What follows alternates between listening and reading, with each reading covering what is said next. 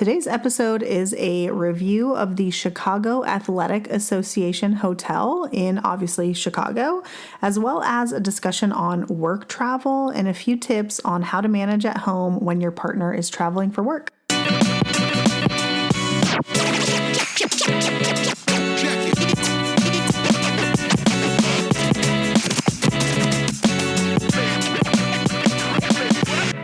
Hi, I'm Raya. And I'm Duane. And we are your hosts of the Travel Party of Five podcast, where we share how we travel as a family of five around the world. We will also share how we use points and miles to travel as affordably as possible and sometimes even completely free. So if you're wanting to travel more with your family, but you're not sure how, we'd love for you to listen in. So welcome to our podcast where we hope you learn a thing or two to get you closer to your next trip.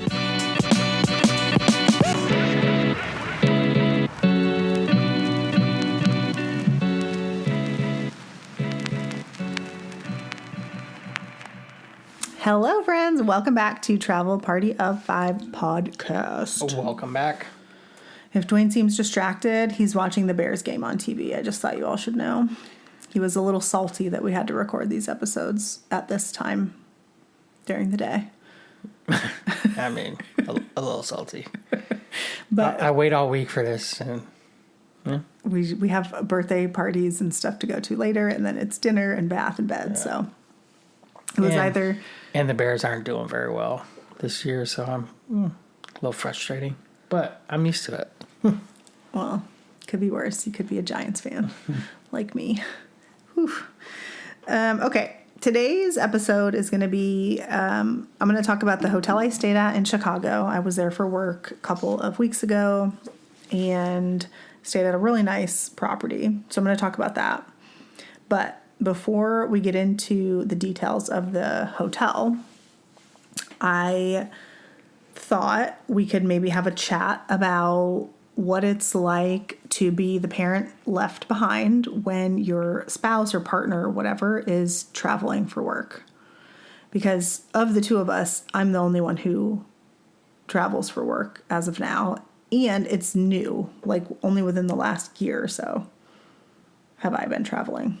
Yes, you've taken a few kid-free trips. Oh, I have taken a few kid-free trips also, in addition to work travel. That's true. Yeah. And I've taken one to go to a high school reunion, but... Okay, so tell the people, inquiring minds would like to know, when I go on a work trip, or a kid-free trip, I guess, depending, I did both this year. I traveled, 3 times for work, I think, and then I went to Europe with my mom and sister. Yeah. I mean, really, the only tip I can give is you just have to be prepared. I work full-time, typically not on a set schedule. You work more than full-time. You work, depending on the season, 50 to 60 hours a week. Yeah. But, like I said, the only tip I have is have a game plan. Be prepared. It also helps when you have grandparents around like I do. I have my mom and dad and your mom and dad. Yep. So that's very helpful. Shout out to the single parents that do it. I don't know how you do it, but I have nothing but respect for you because it's hard. To say the least. It's difficult, especially when you work full time and, Yeah.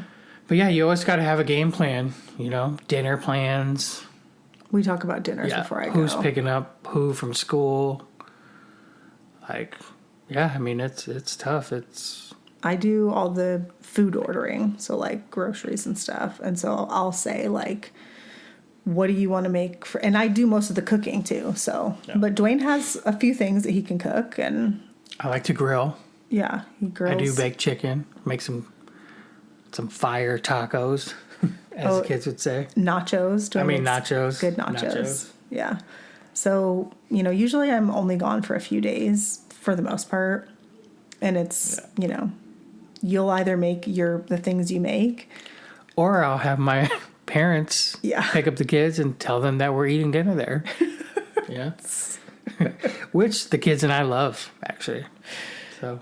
When I was telling Duane I wanted to talk about this, I was like, what is your biggest tip for, like when you're left behind, when your partner's traveling. And he said, have a grandparent. I mean, it's true. And like I said, I mean, I can't stress it enough. If you're a single parent, I mean, hats off to you. I know it's tough. Even with two parents, you know? When I called you and showed you my room that they gave me, like, true or false, were you jealous? I mean, yeah, it was like a suite. I mean, it was a suite. It was a suite. It was probably a 1,200 square foot room, if I had to guess. I mean, yeah, yes. So I when I checked in, okay, let me back up here first of all. I booked at this hotel. Again, this is the Chicago Athletic Association Hotel in Chicago, which is a Hyatt. It is a Hyatt hotel, which is why I booked it, and it's part of their Unbound collection. I did not use points because it's a work trip, so my job is reimbursing me for the cost. But you can use points to book if you want to. The hotel has a ton of character. Super cute. Very much reminded me of the Beekman on the inside, which we stayed at in New York City last year, I think. Yeah, last August. So it's very moody, kind of like 1920s vibes. The building was built in 1893. It was originally an exclusive athletic and social club on Michigan Avenue, and it was one of the country's most elite clubs at the time. The design of it was inspired by a palace from Venice, and the club was open until 2007. So it closed in 2007, the building was restored, and it joined a Hyatt in 2019. They have a Shake Shack in the lobby, which was important to me as I arrived around 4 after a very long flight and Uber ride from the airport, and I inhaled some cheese fries immediately upon arriving before I even checked in because I didn't have dinner until like 7 and I was so hungry.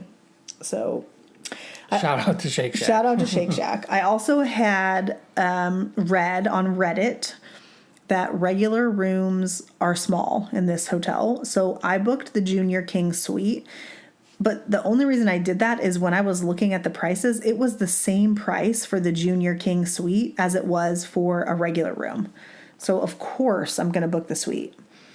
And otherwise I obviously would not have done that. First of all, this room was so big. When she got there, she FaceTimed me and I was like, there's an echo. And I didn't know she had that room. She was like, well, let me show you why there's an echo. Yeah, so when I got there to check in, they were like, we upgraded you to the Founder's Suite. And I was like, oh my God, that's incredible. Like, that's amazing. Never have I ever been upgraded like that before. And I was like, I didn't even ask, you know? I was like, wow, this is what happens when you book on cash versus points, I guess. Yeah, so I'm like, okay, that's awesome, you know? And they kept telling me, like, this is a very nice suite. Like, it's like, you know, they were telling me like at check-in, like it's really great. And I was like, okay, so I'm so excited. So I go up, I was on the 3rd floor. My room was. The lobby is on the 2nd floor. So Shake Shack and the street is the 1st floor. You go up 1 store to the lobby, which is where you check in. That's where the bar is. And then I was 1 more floor up. I did like being low enough that I could take the stairs because the elevators were slow. I will tell you that. So if you're in a rush, I would take the stairs. But I go into this suite and I was shocked at how big it was, okay? It had 2 fireplaces. 2. A giant king bed, huge bathrooms with a separate tub and a shower, and like a whole dining room table area. There was like a dining room table area, a seating area, the bed area. It was massive. I mean, and the dining room table could sit like 8, I think. No, I think it was 4, but it was big. It looked big. Yeah, it was big. I mean, it probably could have seated more, but there were 4 chairs. I had a view of Millennium Park, but again, I was on the 3rd floor, so the downside of that is you can hear more road noise, and I would bring earplugs if that matters to you. The only thing, one thing made me a little nervous, I'll say, as a solo female traveler in this instance. There was no little latch you can flip to prevent the door from being opened from the outside. So I put a chair in front of the... It wasn't a chair. You put the ironing board. Okay, the first day I put the ironing board, but then housekeeping moved it. So then I put a chair the second day. I put a chair or an ironing board in front of the door. So I would wake up immediately if someone did try to enter. Because I would hear, obviously, the chair being pushed across the floor. The hotel has some really cool features that I wanted to briefly talk about, some of which I visited, some of which I didn't. I was only there for 2 nights, and it was a jam-packed trip. So we're talking work dinner the first night I arrived, the first full day, all-day work, followed by a second work dinner, and then the third day, all-day work, followed by a flight at like 7 p.m. So no room for fun, so I don't have any touristy tips for you on Chicago, but this hotel has a rooftop terrace / restaurant bar.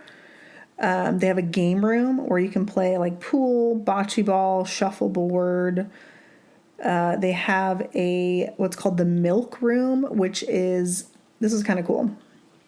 This was a former speakeasy club that members used during Prohibition, and now it's where they serve breakfast and coffee. I already mentioned the Shake Shack, but what I didn't know is you can get Shake Shack via room service, apparently. I was not aware of that. That would have been fun. They have Fairgrounds, which is like a little coffee shop, pastry, market type place. And then they have a Topgolf swing suite, which is the first of its kind in Chicago, and it includes 2 indoor golf and interactive gaming simulator bays. You can book a 4-hour session for up to 8 people. And I thought that was pretty neat. The only thing I ate at the hotel besides Shake Shack was breakfast one day, room service. It was waffles and eggs. It was good. I thought the service was really good. I had 2 small issues, and both of them were resolved like super quick. One was really random. There was like an infestation of ladybugs outside the windows. And I thought, wow, that's so lucky. You know, ladybugs are a sign of good luck. I thought, wow, I'm the luckiest. But I did have to ask housekeeping to come in and like vacuum them up because there was probably about 20 that snuck through the window and were inside the hotel room. So, and the windows are right next to the bed. So I just didn't want to wake up with like a ladybug in my mouth, you know? That's super good luck. I mean, I guess. And the other issue I had was the TV just stopped working on my last night there. And it was like maybe 9:30, but I called and someone came in and fixed it within 15 minutes, like super easy. So what do they do? Plug it in? I don't know. He messed with the back of it, and I don't know, which I had already tried to do, but didn't fix it. So my only other complaint was I couldn't figure out how to work the fireplaces. There were switches and stuff, and I'm pretty sure they do work, but I couldn't figure it out. But also, to be fair, it was 75 degrees when I was there, even though it was the end of October. And so maybe they just don't allow you to turn it on until it's like below a certain temperature. I don't know. I don't think that's the case. Should ask the guy that came in. I mean, I probably should have, but by then I was like, I'm going to check out in the morning. So my cozy window of time has passed. When I called the kids always love to see the hotel rooms. Like, especially our little one. Yeah, especially our daughter. She's like, show me the hotel. Show me the hotel. The kids were like, whoa, like, that's the biggest room I've ever seen. Like, why didn't you bring us with you on this trip? And I'm like, well, listen, I would have loved to, but it would not have been enjoyable for you at all. So what do you think this hotel is good for? Like, I mean, if the kids wouldn't have had a good time, are you just saying that because it was a work trip, or? Yeah, I mean, mainly because it was a work trip. And could you imagine our kids sitting still during all-day meetings? No. Of course not. But also, I don't think this hotel is good for families. First of all, there's no pool, which, I mean, maybe matters, maybe doesn't, but it matters to me when my kids are with me. Excuse me. I'd also be worried they'd break stuff because my room, like the suite, was filled with these old trains and cars and books inside shelves all around the whole suite. And like the doors to these shelves were not locked. So you could easily open it up and take something out, and they would have broken something. For sure. I do think it would be good for like a couple's trip or a girls' trip or a boys' weekend. I think that would be, especially probably a boys' weekend, it would be really fun because they have the game room and all that. That seems more boyish to me. Yeah. Like you would have been more into that than I was. So I do think that would be what I would go back there for. I have a friend who is familiar with Chicago, and she said that hotel was like on her bucket list to stay at for a weekend. And I mean, I could see that. Like it was nice for sure. The service was great. I'm going to put a link in the show notes to the suite that they booked me in if you want to see it. It is, unless they have more than one suite that looks the same, this is the exact suite that I stayed in. It's called the Founder Suite, and I'll put a link to that in the show notes.